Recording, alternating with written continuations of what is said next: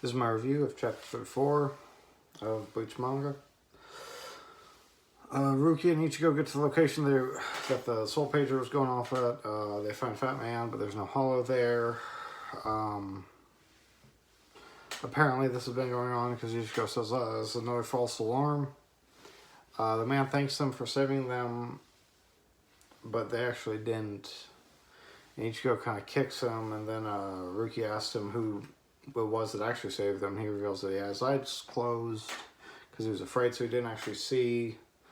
They kind of just look at him like he's pathetic and stuff, and then he offers them a toy, but they break the toy, and then they perform Pranzo, but he's scared of Pranzo, he's just afraid. It's a comedy thing. Uryu watches from afar, he's up on a building and stuff. The cover is of Ichigo running with Uryu, kind of has a mirror image of him running the opposite direction. We cut to Keigo. He failed his exam. He thinks Ichigo would have failed as well, but Ichigo is actually number 18 out of the top 50. And we see that Uryu is in the first position. Keigo's mad at Ichigo for getting such a high score and studying rather than having fun with him. And as he tries to tease Ichigo about it, he puts on some glasses and says, you should be wearing these. Ichigo punches him in the face. Then Ichigo reveals that due to his social issues, his anger issues, being teased about his hair, people want to get in fights with him. People think he's a delinquent. He has to get good grades, otherwise he's just not going to make it in life. Keigo feels bad for Ichigo because of the way that people will be on him and stuff about that. And then he tries to give him a headband that says nerd, and Ichigo cuts it. Mizuhiro asks Ichigo where Rukia went, but Ichigo has been avoiding her because people have been spreading rumors, and then Mizuhiro kind of says, oh, is that so? And then he's been the one spreading rumors about them. And we see Rukia is pissed off that she can't get a hold of Kisuke. She's yelling at her phone and stuff, and then the pager goes off again. So she runs down the hollow, she grabs Ichigo, and then they go to fight the hollow.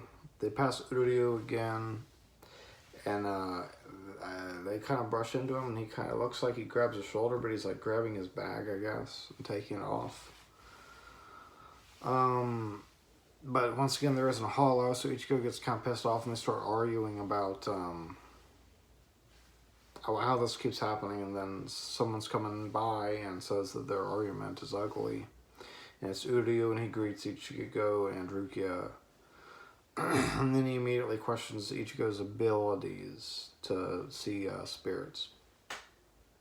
Because at this point, Ichigo's got back in his body, he's no longer a Shinigami.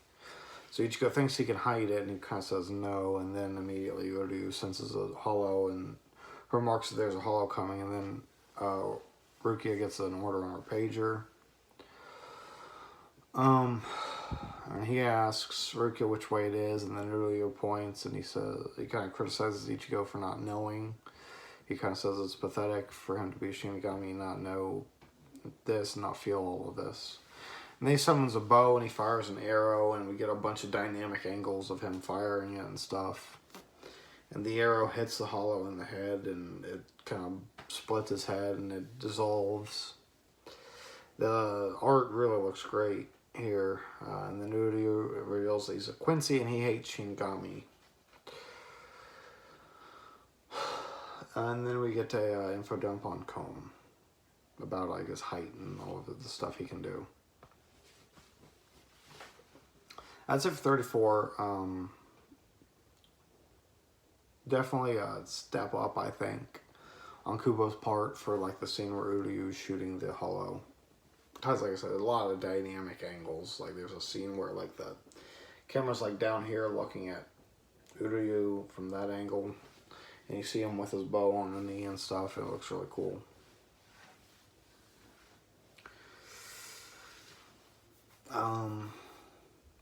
But this chapter was definitely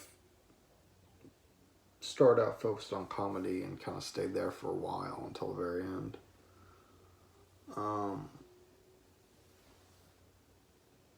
So without action, I don't really have a lot to extrapolate on.